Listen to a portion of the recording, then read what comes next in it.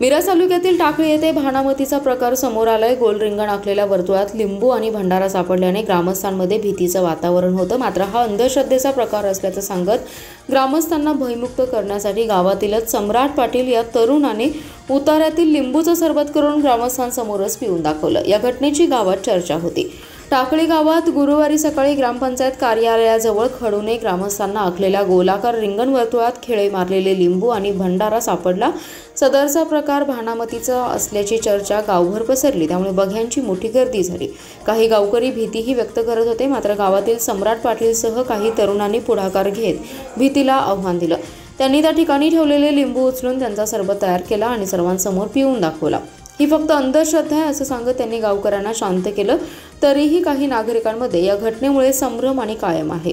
पुरोगामी महाराष्ट्रात आजही अंधश्रद्धेला थारा दिला जात असल्याचे या घटनेवरून दिसून येते। गावातील तरुणांनी पुढाकार घेत अंधश्रद्धा असल्याचं ग्रामस्थांना पटवून सांगितलं, तरीही ग्रामस्थांमध्ये भीती होती। ग्रामपंचायत कार्यालय परिसरात असा प्रकार करणाऱ्यांचा सीसीटीव्हीच्या आधारे शोध घेऊन गुन्हा दाखल करावा अशी मागणी ग्रामस्थांनी केली आहे।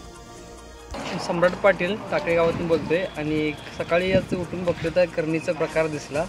लिंबू आणि गोल आणि त्याच्यामध्ये मुळं टोचलेले होते आणि ग्रामस्थ सगळे घाबरलेले असते होते। आणि सकाळी आम्ही त्याच्यानंतरनं तेच लिंबू घेऊन कापून त्याचं सरबत करून पिलेलं आहे आणि ह्याच्यानं कुणाच्याही आयुष्यावर काय फरक पडत नाही आणि कोणीही ग्रामस्थ घाबरून जाऊ नये आणि आम्ही त्या लिंबूचं स्वतः सरबत करून पिलेलं आहे।